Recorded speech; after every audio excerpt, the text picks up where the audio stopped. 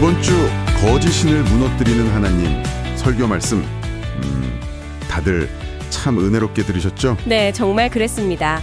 저는 특히 그 애굽의 10가지 재앙을 통해서 하나님께서 당시 애굽 사람들이 섬기던 신들을 어떻게 무력화시키시는지 그 부분이 참 인상 깊었어요. 맞아요. 단순한 어떤 벌이나 심판 이런 걸 넘어서는 의미가 있었던 것 같아요. 그렇죠. 그 재앙 하나하나가 당시 애굽의 중요한 신들, 또 그들이 의지하던 것들과 연결되어 있었다는 해석이 참 와닿았습니다. 네, 그래서 오늘 우리 성도님들과 함께 이 말씀을 다시 한번 좀 되새겨보면서 우리 삶에 주시는 메시지는 뭘까? 또 어떻게 구체적으로 적용할 수 있을까? 이런 이야기들을 좀 나눠보면 좋겠다 싶어요. 아, 좋습니다. 정말 필요한 시간인 것 같아요. 우선 설교에서 강조됐던 핵심 메시지부터 좀 짚어볼까요? 하나님께서 재앙을 내리신 목적이 단순히 이스라엘 백성을 괴롭힌 애굽을 벌하시려는 것만이 아니었다는 거잖아요. 네, 맞아요.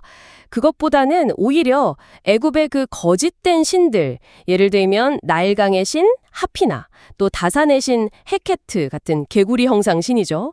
그리고 심지어는 그 제사장들의 어떤 정결의식이나 지혜까지도 이런 것들이 얼마나 헛된 것인지를 보여주시려는 의도가 강했다는 거죠. 아, 그렇죠.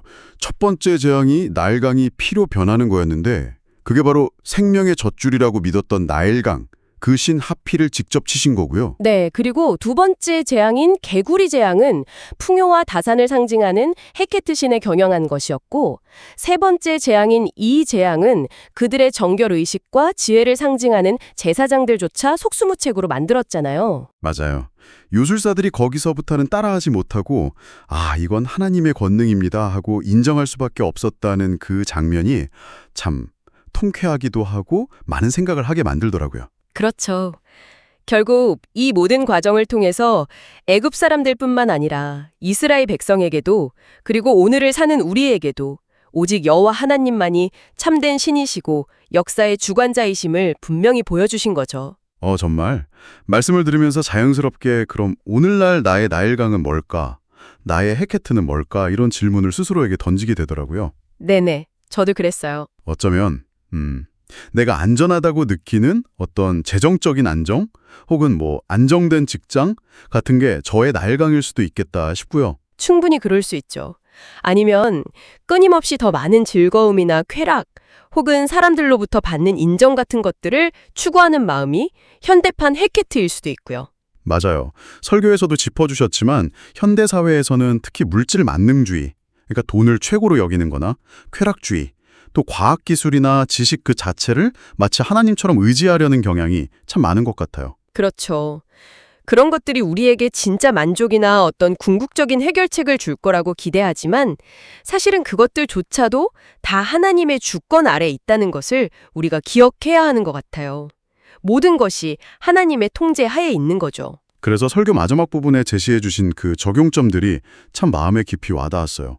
예를 들면 물질의 우상을 좀 경계하기 위해서 재정을 하나님께 드리는 훈련, 11조나 구제 같은 거요. 그리고 좀 더 단순한 삶을 추구하는 노력 같은 거요. 네, 맞아요.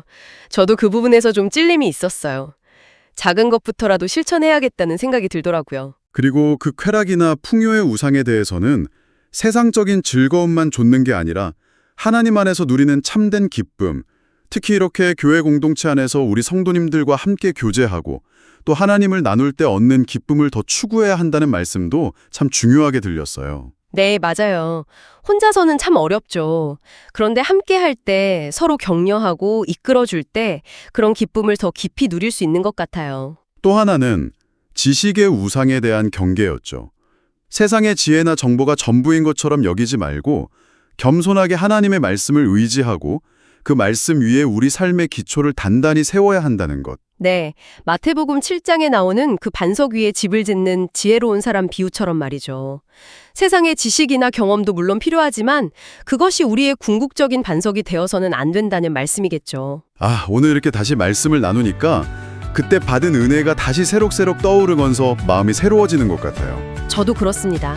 우리 삶 속에 혹시 나도 모르게 숨어있는 우상들이 있지는 않은지 다시 한번 돌아보게 되고요.